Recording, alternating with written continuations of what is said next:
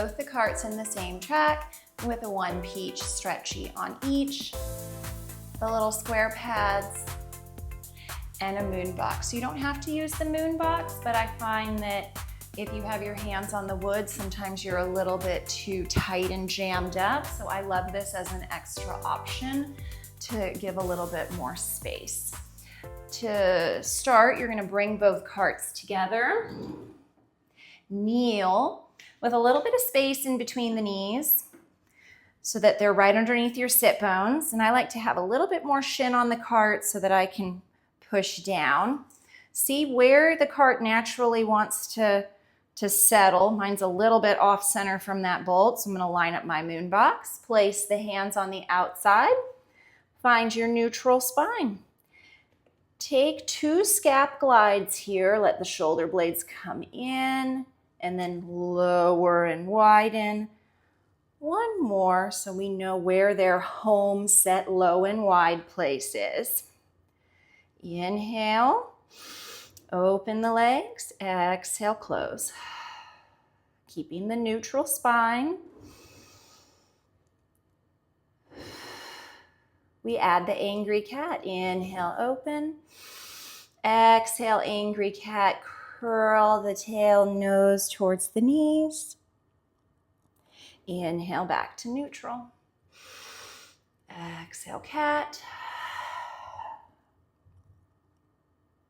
Back to neutral.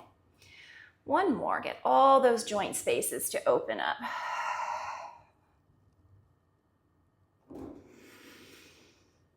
Keep a neutral spine as you close. Find that center. On this next close, you're gonna float one arm to the front. Inhale, open. Exhale, as you're closing, float an arm. Inhale, open, place the hand back down. Float an arm. The arm is not the focus. It's can you find your center with good, stable shoulder mechanics. So it does not have to lift high. You can even just barely take weight out of the hand. You can still stay. Last one.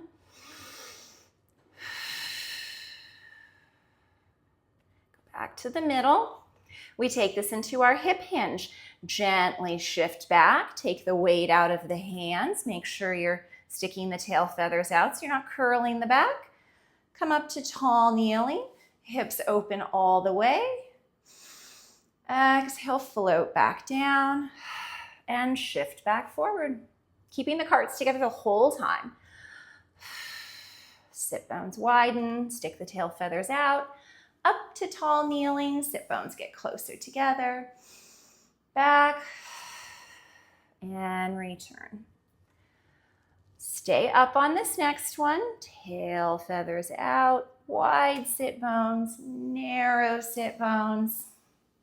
We do our chest expansion as the carts open. Inhale, thumbs go up in a high V to the back. Exhale, press a little bit behind the spine. Find your upper middle back. Inhale. Exhale, press. Keeping the front of the hips open. Remember, bigger isn't better here. We're trying to connect the limbs to the core. Find your middle.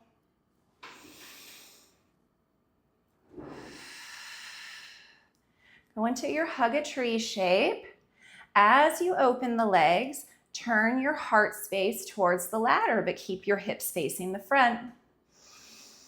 Exhale, close. Inhale, open.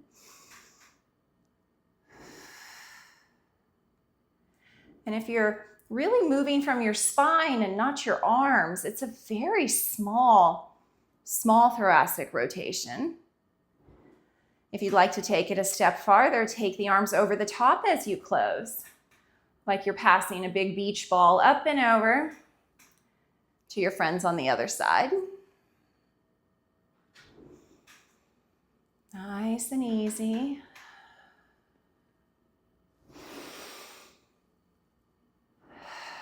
Watching that you don't break in the middle. You're keeping your heart space pulled back. Stay here.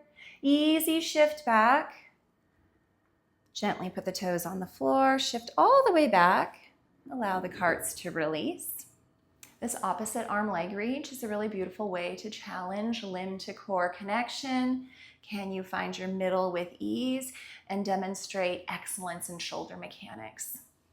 You're gonna kneel on the carts, little bit of space in between the knees. Pull the cart out about a foot. There we go. And actively spiral the hands out so that your elbows are pulling back towards your knees. Gently activate the front of the body and pull your hands towards each other. Pull the knees towards each other. And then pull opposite hand to your opposite knee. Turn on all those front slings. We start with the arms. Inhale to prepare. Exhale, turn on the middle and float an arm. Inhale back. Take it on your own breath timing. Inhale back.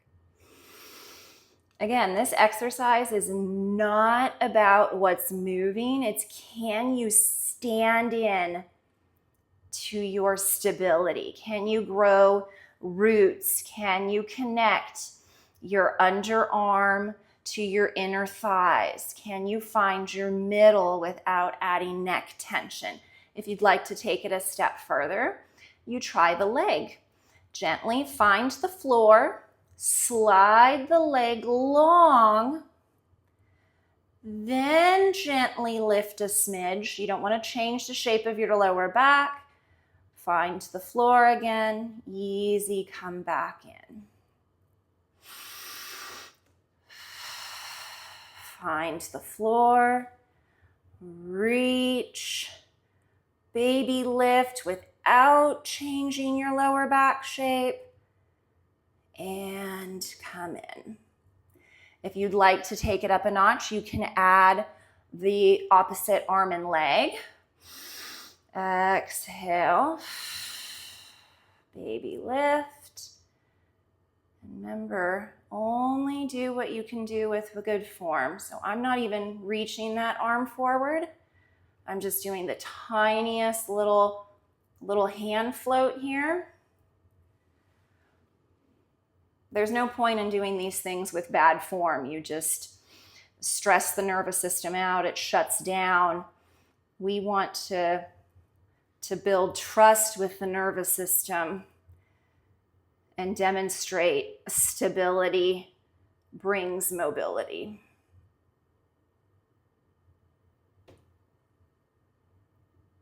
And then gently float in. Thank goodness we're not an octopus and we only have 2 legs because we get to only do it one more time on the other side. So take a shift.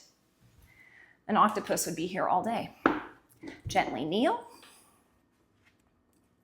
Now I like to treat your second side like you haven't done the exercise. Take about a 1 foot shift out because it's a completely different animal. So take the time to set up all the pieces, find the lifted heart space, the neutral spine, the spiral.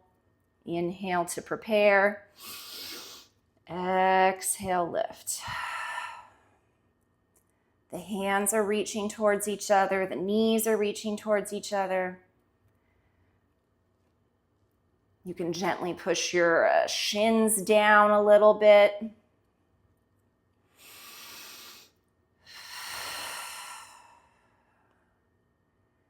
You can relax your jaw. You can smile. This exercise is about being curious. What do you need to do? What do you need to turn on? What can you allow to relax? Like the space behind the eyes and the jaw.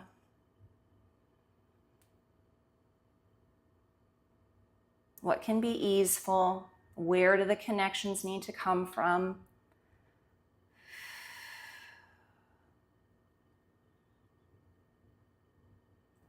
Gently pull it in. I'm going to go a little bit closer on this side. This side's more challenging for me. And we'll see if I can keep good form here with the arm lift. If not, it's totally okay.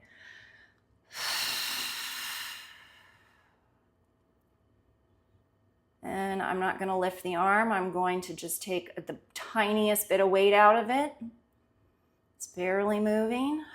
Stay connected. Easy in. The first time I did this exercise, I couldn't move. I couldn't believe it. I got into this shape and I went, you want me to what?